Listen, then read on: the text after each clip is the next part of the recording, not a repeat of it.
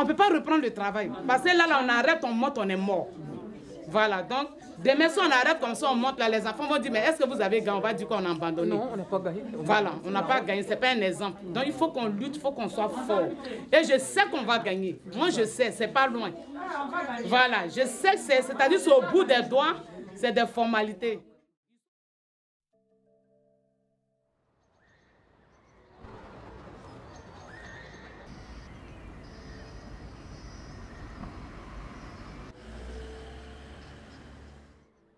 Je m'appelle Keke Raissa Rachel, j'ai 46 ans, je suis gouvernante à l'hôtel Ibis Les Batignolles depuis le 23 avril 2003. J'ai fait le travail de femme de chambre pendant 15 ans. Ce n'est pas facile parce que c'est par rapport aux cadences déjà, on fait 3 chambres et demie de l'heure. Les femmes de chambre se retrouvent à 30 chambres, 40 chambres, 50 chambres. Et à force de faire le travail à répétitif, donc ça fait que ça nous rend malades. On a 17 minutes par chambre, mais c'est peu. Parce que 17 minutes, donc ça veut dire que je dois travailler comme un robot. Parce que je ne peux pas, en 17 minutes, je peux faire quoi? Je ne peux rien faire en 17 minutes. Donc 17 minutes pour nous, c'est une pression incroyable. Donc à la fin, on a les canals carpiens, on a des épaules déboîtées, on a mal au dos, on a mal aux pieds. C'est un métier qui détruit beaucoup et les gens profitent de ce système-là pour nous abîmer le corps. Moi, je dis, notre corps n'est pas l'objet des clients dans l'hôtel.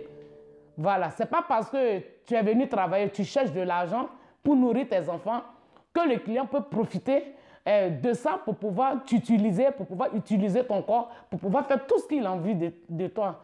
Donc, arrivé un moment, il faut que le travail des femmes de chambre, il faut que les gens en parlent. Ça fait 17 ans, il y a des choses que j'ai vues jusqu'à que ma collègue soit violée par le directeur de l'hôtel Ibis Les Batignolles. Voilà, donc franchement, c'est des choses qui arrivent et c'est des choses qui existent. On n'avait pas la force de dénoncer parce que le travail de femme de chambre, c'est un métier qui est invisible. Les gens n'en parlent pas, les gens s'en foutent. Comme les gens n'en parlent pas, les gens profitent de ce système pour venir faire du n'importe quoi dans les hôtels. C'est là ils viennent, quand ils voient la femme de chambre, c'est là ils vont se mettre nus. Et quand tu frappes la porte, le client ouvre la porte, il te montre son cesse. Souvent, il te touche les seins. Souvent, il t'insulte. Il y a tout dedans. Il y a tout dans l'hôtellerie, il y a tout dedans. Il y a plein de trucs. Hein. Mais moi-même, ça m'est arrivé. Il y a un client qui m'a touché les seins. Après, je suis allé me plaindre. Après, le groupe ACOM m'a envoyé un courrier d'excuses. C'est tout. C'est tout ce qu'ils ont fait. Sylvie et moi, on s'est dit, mais on est obligé de s'imposer et parler et expliquer nos problèmes aux gens. Souvent, ce n'est pas les syndicats qui vont expliquer aux gens nos conditions de travail et ce que nous vivons. Parce que c'est nous qui sommes à l'hôtel, ce n'est pas le syndicat. La première revendication, c'est être internalisé, de finir avec la sous-traitance, parce qu'avec la sous-traitance, on n'en peut plus. Voilà, si aujourd'hui nous sommes sortis du silence, c'est à cause de la sous-traitance. Quand on parle, par exemple, du paiement à la chambre, un groupe comme Accor, qui est très connu, plutôt que de supporter lui-même les pratiques crasseuses de paiement à la chambre, d'esclavage, de minoration des droits sociaux, de travail dissimulé, etc., et de prendre y compris le risque juridique d'être poursuivi derrière, eh ben, il le fait porter à son sous-traitant. Les inspectrices, ce sont les Africains, parce que c'est un directeur qui avait compris déjà ce système, que je mets un Africain en tête, comme ça il va piétiner les autres Africains, et moi je vais fonctionner comme ça.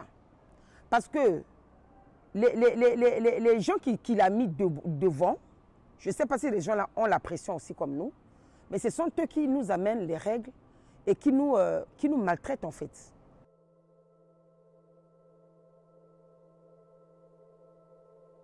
Moi qui vous parle, j'ai 6 heures, donc je commence de 8h30. 14h30, souvent je ne suis même pas à moitié de mon travail.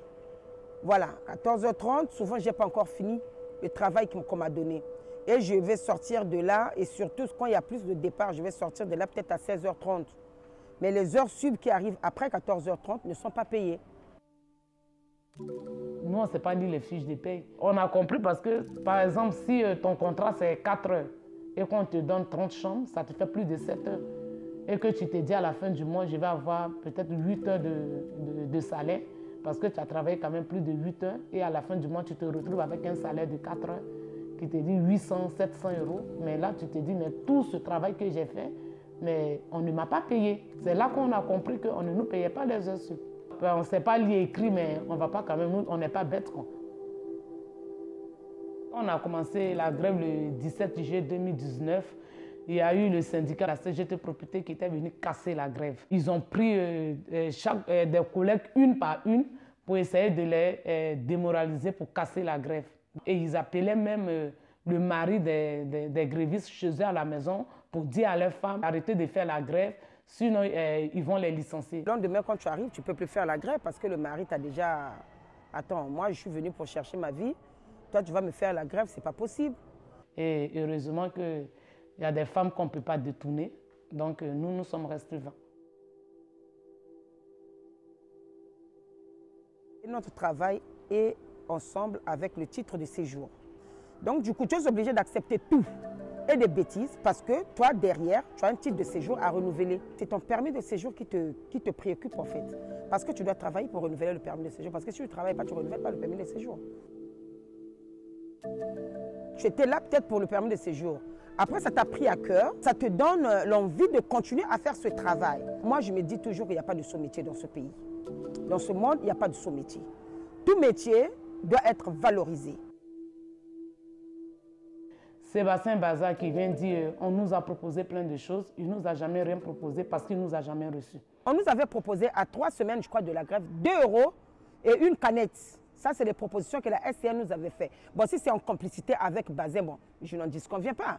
Bah, toi même, Bazin, quand il va au restaurant, moi, mon salaire, c'est ce qu'il va manger au restaurant. C'est moi, avec mon salaire, avec 1 000 € que Bazin va dépenser une soirée. Et puis, il vient nous dire qu'il y a eu des propositions. Nous, on n'a pas vu des propositions qu'on nous a faites. Un monsieur comme lui, aujourd'hui, s'ils sont des milliardaires, c'est à cause de nous. C'est à cause des femmes de chambre. Parce que je crois que la femme de chambre, c'est la fondation de l'hôtel même. Parce que c'est nous qui faisons les touristes à Paris. Hein. Quand les touristes arrivent, ils vont dormir où? Dehors?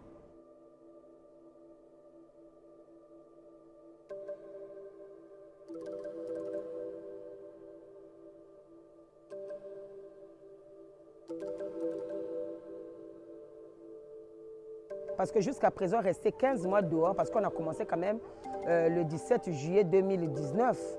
Donc il y a l'été qui est passé, il y a l'hiver qui est venu, avant le Covid, il y a la pluie.